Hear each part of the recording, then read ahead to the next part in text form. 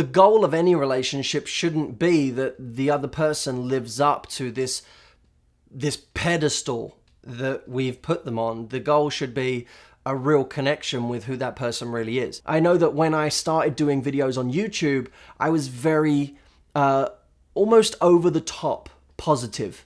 You know, I had learned growing up, and certainly from people that I'd watched, that, oh, if you want to be an expert in an area, especially in the self-help world, you have to be happy, happy, happy, happy all the time, because that's really what influences people, and that's what shows that you're perfect. Self-help, oh, let's all walk around smiling all the time and being like, I'm happy, I'm happy, I'm happy. That's not what it is. You're missing the point. People don't have to be one way all the time. I certainly never want to teach that, oh, here's how to be at a peak level of happiness all the time. Sometimes you're not supposed to be at a peak level of happiness. Sometimes people want a more politically correct version. But I like authenticity. I like seeing someone raw and uncut. That to me is where the real excitement is, and that's where you really get to know and learn from someone, not from the kind of polished media version of that. It's so funny when people get offended by something in a YouTube video I do. Now, I recently released the old people video, Seniors Talk Dating, and someone made the comment in that video, Matt, this is beneath your dignity.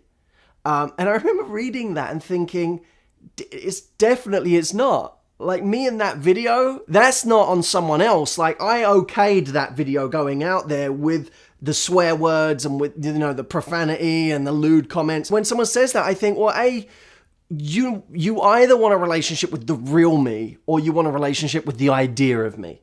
If you want it with the idea of me, I can be this pure, righteous person who doesn't ever say a bad word or doesn't ever fall out of bed on the wrong side. When I started changing my YouTube videos from being happy, happy, happy to being, well, I'm gonna now be me. Sometimes I'm gonna be funny because I'm in a mood where I just wanna make fun of shit. Other times I'm gonna be serious because I wanna rant about something because I'm pissed. Just very earnest because I feel very kind of loving towards something, or something has really touched me. I started deciding I'm gonna be the things that I want to be, and the reason I did that is because I didn't want to be seen on some pedestal. People do that all the time, is they try and have a relationship with an idea of someone instead of having a relationship with who they really are. When we have a relationship with who someone really is, it's far more interesting.